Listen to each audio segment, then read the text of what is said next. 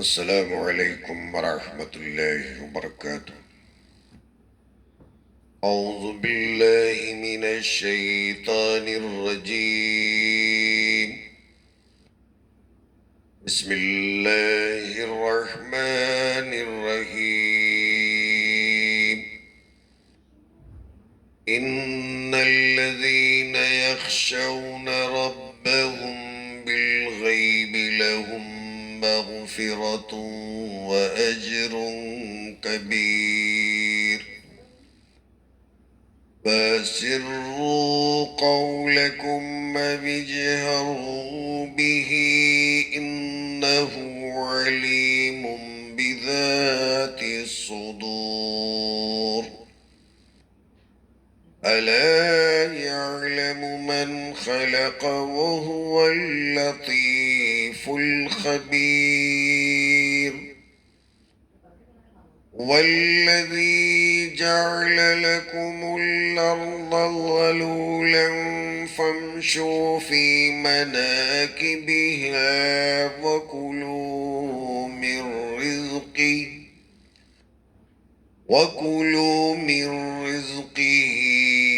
وإليه النشور. أأمنتم من في السماء أن يخسف بكم الأرض فإذا هي تمور، أم أمنتم من في السماء أن يرسل عليكم حاصبا، فستعلمون كيف نذير.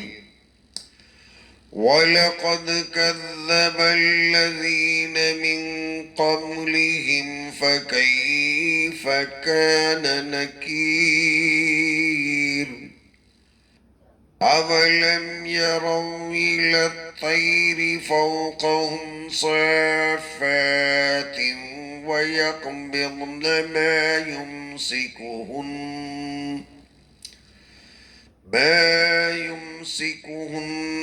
إلا الرحمن إنه بكل شيء بصير. صدق الله العظيم. اللهم صل على محمد وعلى آل محمد كما صليت على إبراهيم وعلى آل إبراهيم إنك حميد مجيد. اللهم بارك على محمد وعلى آل محمد كما باركت على إبراهيم وعلى آل إبراهيم إنك حميد مجيد. بارگاہ خداوندی میں حزب معمول ہم تمام فقراء مساکین کی دعا ہے، مولا کریم محض اپنے فضل اور کرم سے ہماری مغفرت فرما دے اور ہمیں قرآن پر، حدیث پر جمع فرما کر عمل کرنے کی توفیق عطا فرمائے، اور جب الیکشن کے نتائج برآمد ہوں گے تو اللہ تعالی ملک کے تعلق سے اور ہم تمام کے تعلق سے خیر کے فیصلے فرمائے، آمین یا رب العالمین۔ یہ سورہ ملک کی آیات کریمہ اللہ تعالی بیان فرماتے ہیں، بسم اللہ الرحمن الرحیم، شروع کرتا ہوں میں اللہ کے نام سے جو بڑا ہی مہربان نہایت رحم والا ہے۔ ان الذین یخشون ربهم بالغیب لهم مغفرۃ واجر کبیر، وہ لوگ جو اپنے پالنہار سے بن دیکھے ڈرتے رہا کرتے ہیں ان کے لیے مغفرت ہے، بہت بڑا ثواب ہے۔ وَأَسِرُّوا قَوْلَكُمْ أَوِ اجْهَرُوا بِهِ، خواہ تم اپنی باتوں کو چھپا رکھو یا پھر اعلان ہی کر دو، اپنی باتوں کو ظاہر کرو. انہو علیم بذات الصدور، بے شک وہ پروردگار وحدہ لا شریک، سینوں کے بھیدوں کو تلق خوب جاننے والا ہے. الا یعلم من خلق، کیا وہ جو کچھ کے پیدا کیا ہے ان کے تئیں علم نہیں رکھتا؟ وَهُوَ اللطیف الخبیر، بہت ہی وہ باریک بین ہے، خوب خبر رکھنے والا ہے. هُوَ الَّذِي جَعَلَ لَكُمُ الْأَرْضَ ذَلُولًا، وہی ذات وحدہ لا شریک ہے، اور جس نے تمہارے لیے زمین کو ذلیل اور عاجز اور مطیع بنا دیا ہے. فَامْشُوا فِي مَنَاكِبِهَا، سو تم اس کے راستوں کے اندر چلو. وَكُلُوا مِن رِزْقِهِ، اور اللہ تعالیٰ کی روزیوں میں سے کھاتے پیتے رہا کرو. وَإِلَيْهِ النُّشُورُ، اور اسی کے طرف نکل کر جانا ہے، لوٹ کر جانا ہے. آمنتم من فی السماء یخسف بکم الارض فإذا ہی تمور، کیا تم اس بات سے بے خوف ہو گئے ہو کہ آسمان والا تمہیں زمین میں دھسا دے؟ فَإِذَا هِيَ تَمُورُ، اور زمین جنبش کرنے لگ جائے. أَمْ أَمِنْتُمْ مَنْ فِي السَّمَاءِ يُرْسِلَ عَلَيْكُمْ حَاصِبًا، کہیں تم بے خوف اور نڈر تو نہیں ہو گئے آسمان والے سے کہ تم پر پتھروں کی بارش کو نازل فرما دے. فَسَتَعْلَمُونَ كَيْفَ نَذِيرٌ، پھر تو تمہیں پتا چل ہی جائے گا کہ میرا ڈراوا کیسا ہوتا ہے. وَلَقَدْ كَذَّبَ الَّذِينَ مِن قَبْلِهِمْ فَكَيْفَ كَانَ نَكِيرٌ، ان سے بہت سے پہلے کے لوگوں نے جھٹلایا، سو پتا چل گیا کہ میرا عذاب کیسا رہا.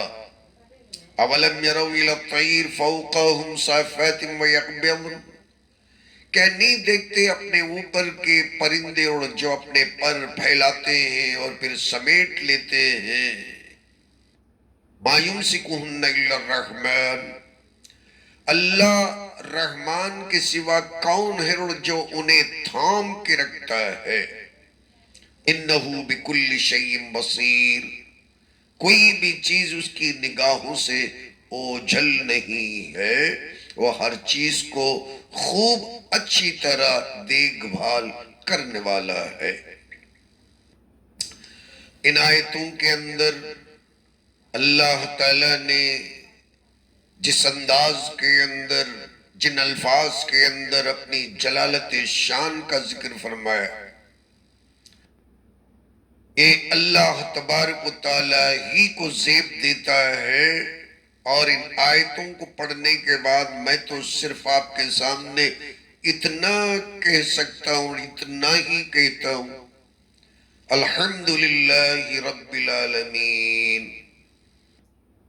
ساری تمام کی تمام تعریفیں، حمد و ثنا، شکر و ستائش ایک اللہ تبارک و تعالیٰ ہی کے لیے سزاوار ہیں، جو سارے عالموں کا پروردگار وحدہ لا شریک ہے.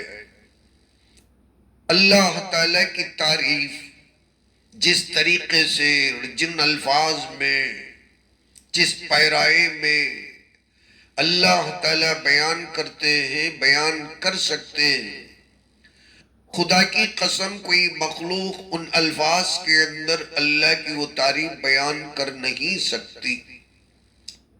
اللہ تعالیٰ نے جن چیزوں کے طرف انسان کی توجہ دلائی، اور پہلے سے ہی اللہ تعالیٰ نے آسمانوں کو سامنے رکھ کر نظر دوڑانے کا حکم فرمایا، غور و فکر کرنے کا حکم فرمایا کہ حل تری من فطور، کوئی شگاف، کوئی کمی، کوئی دراڑ آسمانوں کے اندر کیا کبھی نظر آئے کہ جسے ریپیر کرانے کی ضرورت پڑ جائے؟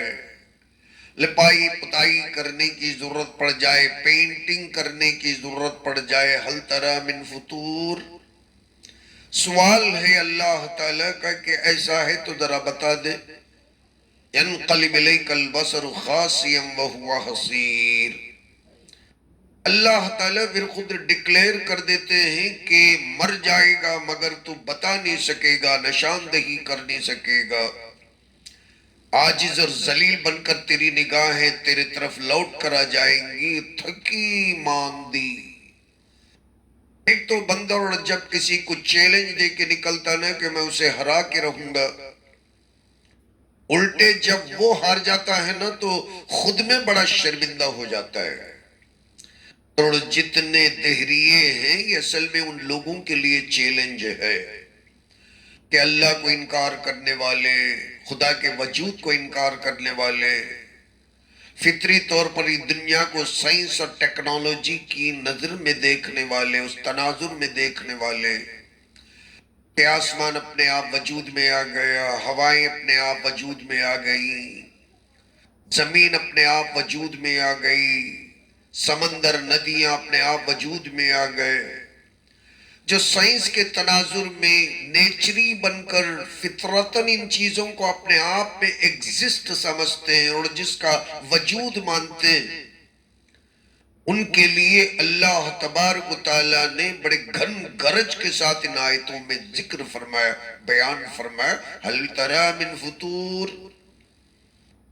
کہیں نہ کہیں تو میرا اسی صورت میں انہیں تھامنے والا، سنبھالنے والا، دیکھ بھال نگرانی کرنے والا اگر نہ ہو، پھر تو آسمانوں کے اندر بوسیدگی، کہیں نہ کہیں تو اسے ریپیئر کرنے کی ضرورت تو پڑے گی، اگر آج تک اس کی ضرورت نہیں پڑی تو ماننا پڑے گا کہ آسمانوں کو پیدا کرنے کے بعد میں اسے سنبھالنے والا بھی یہ ایک بہت بڑا مالک اور خالق موجود ہے، اور جس کی وجہ سے یہ آسمان اپنی جگہ برابر طریقے سے اسی ڈھنگ کے ساتھ کھڑے ہوئے ہیں جس طریقے سے پہلے دن اللہ کے حکم سے کھڑے ہوئے تھے۔ آج ان کے اندر کوئی کمزوری نہیں، کوئی ڈھیلا پن نہیں، کوئی اس میں غلال نہیں۔ آگے ان آیتوں میں اللہ فرماتے ہیں کہ جو لوگ کے بغیر دیکھے اللہ کبھی کسی کو نظر نہیں آیا، پیغمبروں نے کہا، صحابہ نے مان لیا، یؤمنون بالغیب ویقیمون الصلاۃ ومما رزقناہم ینفقون، منافق کو، کافر کو، مشرک کو، دنیا پرست کو اصل میں دکان سے پلتے ہوئے اسے روپیہ نظر آتا ہے، نوکری میں روپیہ نظر آتا ہے، فیکٹری اور کمپنیوں کے اندر اسے دولت نظر آتی ہے۔ یؤمنون بالغیب کا معاملہ الگ ہوتا ہے، اور جو بندہ غیب پر ایمان رکھتا ہے نا، اور تو اللہ تعالیٰ کے لیے نماز بھی پڑھتا ہے، اور فیکٹریوں سے، کمپنیوں سے اسے کروڑوں روپیے ملنے کے باوجود بھی وہ بندہ یہ نہیں سمجھتا ہے کہ مجھے ان کمپنیوں کے ذریعے سے روپیہ ملتا ہے، اور وہ یہ سمجھتا ہے اور اس کا یہ عقیدہ ہوتا ہے کہ اللہ نے دیا ہے تو یہ مجھے عطا ہوا ہے، یہ اللہ کی عطا ہے، اللہ کی دین ہے، وہ دنیا کی دین نہیں سمجھتا، یہ ایمان کی علامت ہے، اور اللہ نے پہلے پیج، پہلے صفحے کے اندر ایمان کا معیار ذکر کر دیا، اور اس کے بعد یہ ساری اس کی تفسیر ہے۔ ان الذین یخشون ربهم بالغیب، بن دیکھے جو اللہ تعالیٰ سے خوف کھاتا ہے کہ اللہ ہے، مجھے دیکھ رہا ہے، میرے گناہوں کو پکڑ کرنے والا ہے، گرفت کرنے والا ہے، یہ خوف کے ساتھ بندہ اگر زندگی گزارتا ہے تو پھر تو وہ رفتہ رفتہ گناہوں سے بھی بچتا ہے، تو پھر مغفرت بھی ایک دن مانگ لیتا ہے، اللہ سے معافی بھی مانگنے کی توفیق ملتی، لہم مغفرتن، پھر ایسے بندے کے لیے تو مغفرت یقینی بن جاتی، اس لیے کہ اسے ڈر لگتا ہے، اور ڈر کے نتیجے میں بندہ وہ راستہ چھوڑ دیتا ہے، واجر کبیر، بغیر دیکھے اتنا سب کچھ کرنے کی وجہ سے اللہ اسے جنت عطا فرماتے ہیں۔ اجر کبیر، اجر کبیر ای وہی الجنہ، یہ جنت ہے جو اجر کبیر کی شکل میں اللہ تعالیٰ عطا کریں گے۔ وَاسِرُّوا قَوْلَكُمْ وَاجْهَرُوا بِهِ إِنَّهُ عَلِيمٌ بِذَاتِ الصُّدُورِ، خواہ کوئی چھپ چھپا کر کھانا پھوسی کرے یا زور سے بولنے والا ہو، کوئی فرق نہیں، اللہ تعالیٰ سینوں کے دھڑکنوں کو تک سننے والا ہے۔ اَلَا يَعْلَمْ مَنْ خَلَقَ، یہ کون سے تعجب کی بات ہے کہ انہوں نے جس نے پیدا کیا کہ وہ نہیں جانتا؟ چھپی ہوئی راز کی چیزوں کو بھی تو اسی نے پیدا کیا، اس کے سامنے راز کیا ہے، اس کی نگاہوں میں چھپنا کیا ہے، ظاہر ہونا کیا ہے، یہ ہمارے اعتبار سے ہے جو اللہ فرماتے ہیں۔ میں صرف ایک بات بتا کر میں اپنی بات کو ختم کر لیتا ہوں، اسے کئی آیتیں رہ جاتی ہیں اور جس پر مجھے کھل کر بولنے کا وقت نہیں ملتا، اور جی میں کئی باتیں رہتی ہیں کہ میں اسے آپ کے سامنے تفصیلاً بیان کروں اور روایتاً بیان کروں، تفاسیر کی روشنی میں بیان کروں، مگر جو وقت ملتا ہے اس کے اندر توحید کے تعلق سے، ربوبیت کے تعلق سے بیان کرنے پر اکتفا کر لیتا ہوں۔ این ہما غنیمت است، اور آج کے زمانے میں، آج کے اس گئے گزرے زمانے میں اللہ کی توحید بیان کرنا بھی اللہ کی بہت بڑی توفیق سے ملی ہوئی نعمت ہوتی ہے، یہ بہت بڑی توفیق ہے، اللہ سب کو عطا فرمائے، قبول فرما لے۔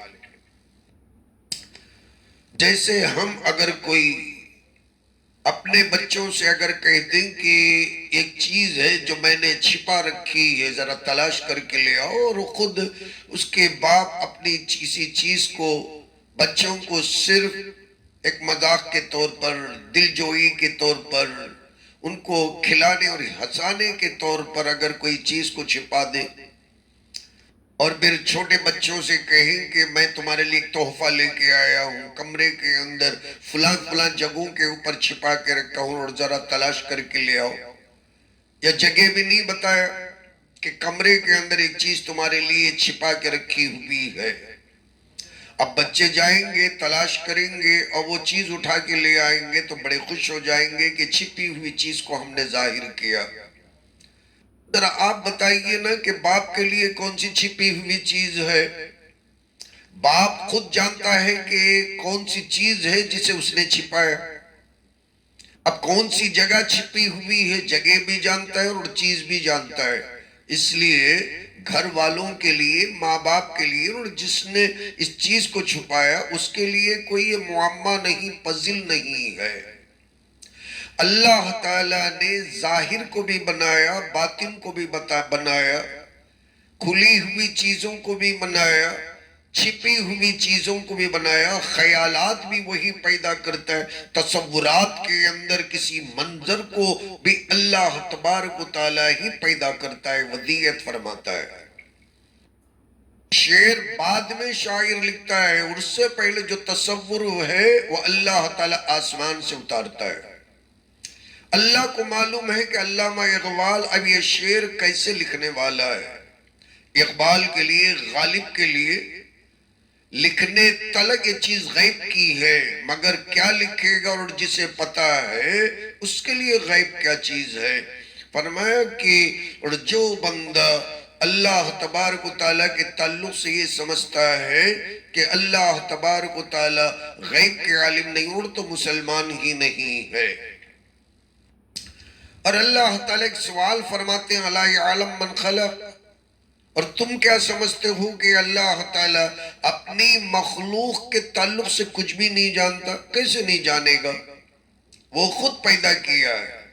کون سے جگہ پیٹرول ہے، اگرچہ کہ پیٹرول نکالنے والوں کے لیے غیبوبت میں رکھی ہوئی چیز ہے، مگر اللہ کے لیے کون سا کنواں کیا ہے، زمین میں کون سا خزانہ کیا ہے، اس کے لیے تو کچھ بھی چھپی ہوئی نہیں۔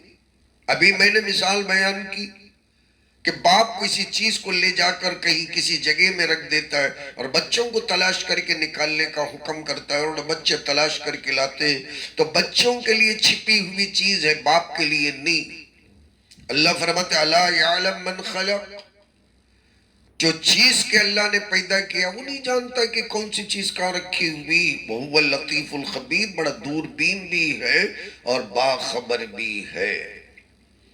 اس کے بعد میں اللہ نے جو مثالیں بیان کی، جی چاہتا ہے کہ میں آپ کے سامنے کھل کر بیان کروں. اللہ نے چاہا تو پھر انشاءاللہ اللہ تعالیٰ نے جو آسمان کے پرندوں کا ذکر فرمایا، کتنا لائیو ایگزامپل ہے جو اللہ بیان کرتے ہیں. اللہ سمجھنے کی توفیق عطا فرمائے. اور بندے کے تعلق سے اللہ یہ جو فرماتے ہیں کہ کہیں یہ اپنے آپ کے اندر امن صلح آشتی کے اندر زندگی گزارنے والا نہ سمجھو. اللہ تعالیٰ کسی کو امن میں رکھتے ہیں تو یہ اللہ کا فضل. اسی لیے میں بار بار یہ دعا کرتا ہوں کہ الیکشن کے بعد میں اللہ تعالیٰ اب سے بھی کہیں زیادہ ہمیں امن صلح آشتی عطا فرما دے. کہ اللہ کے قبضہ قدرت میں، اسی لیے اللہ نے سوال فرمایا آمنتم من فی السماء، تم کیسے بے خوف اور بے نڈر ہو گئے ہو؟ بے خوف و خطر نڈر تم کیسے بن گئے ہو کہ اللہ تعالیٰ تمہیں زمین کے اندر دھسانے پہ قادر نہیں، آسمان سے پتھر دے دے کر مار کر کچلنے پہ قادر نہیں؟ کیسے سمجھ لیے؟ اللہ چاہے تو آج بھی کر سکتے ہیں، مٹی چٹا سکتے ہیں. مسلمان کو تو خاص طور پر ان باتوں سے، اللہ کے قہر اور غضب سے بے خوف ہونا ہی نہیں ہے. اسی لیے پہلے ہی اللہ نے فرمایا یخشون ربہم بالغیب. یہ مسلمان کی شان ہے کہ وہ ہمیشہ اللہ تعالیٰ سے غائبانہ ڈرتے ہی رہتا ہے، ڈرتے ڈرتے مر جاتا ہے. اللہ تعالیٰ ایسا خوف ہم تمام کو مرحمت فرمائے. آمین. وآخر الدعوانا ان الحمدللہ رب العالمین.